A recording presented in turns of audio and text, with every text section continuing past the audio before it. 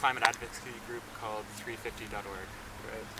So I've been paying attention to 350.org for some while. I don't know how it came onto my radar, but then it came really strongly towards the end of last year, 2009, with the climate negotiations around COP15 in Copenhagen.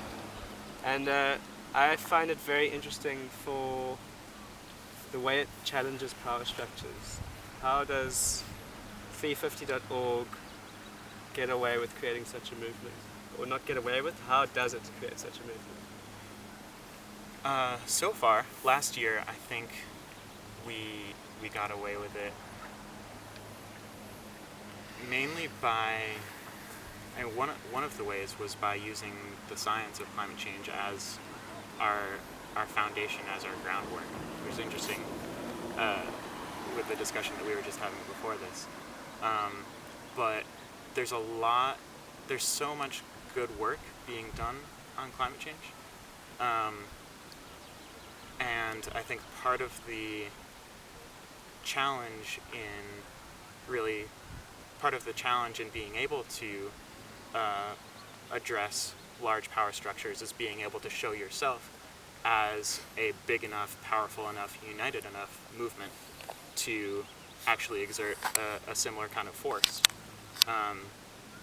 And so using the science was a way for us to say, like, okay, we can debate all day about whether we want to use nuclear, whether we want to use biofuels, all these controversial issues, at least controversial right now in the climate movement.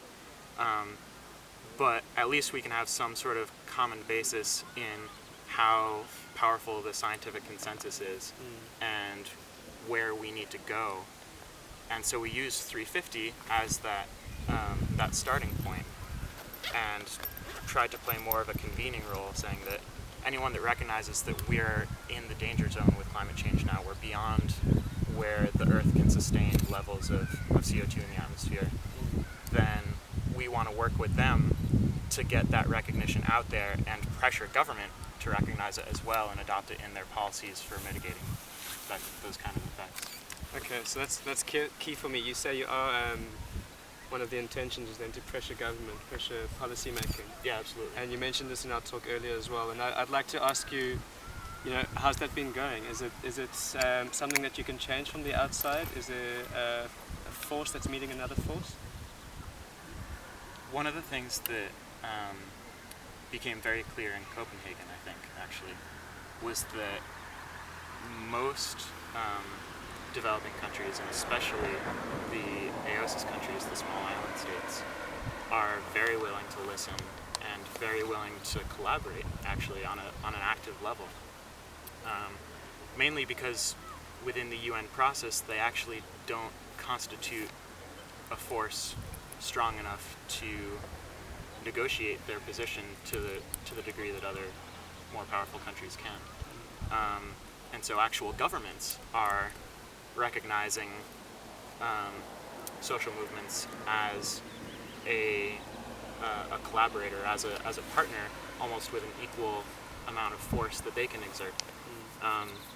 So that was really, really powerful and really exciting. And in Copenhagen, we sort of expected that the small island states and poor countries in general would back down and sort of just accept what the U.S. and I mean the U.S. was leading, but what Annex I countries, the more developed countries, were pushing forward. And they actually held out for, I don't know, like 7/8 of the conference, way longer than they should have, given the amount of threat that more powerful countries were presenting, the amount of aid that would have been pulled out if they didn't go along with what was being proposed. So that amount of pushback from the poorer countries was really exciting and showed that our advocacy actually could help support those champions and really lift them up so that they had more power within the negotiating room. So it took the small players to get it onto the world stage, right. Smaller governments for the bigger governments to take notice? Yeah, I think so. Okay.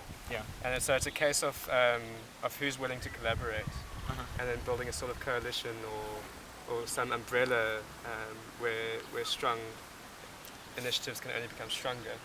Mm-hmm.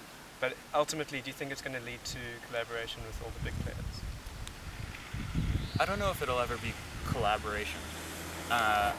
If we succeed, it'll be through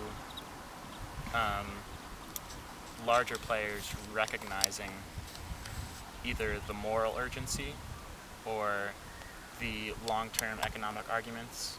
Some part of this that isn't in the standard equation for countries like the U.S. That's really interesting. We're going to have to cut it short there, Okay. and I look forward to more dialogue on this issue. Yeah, I think it's quite definitely. topical. Thanks for your time. Yeah, absolutely. Thanks, guys. That's just in time.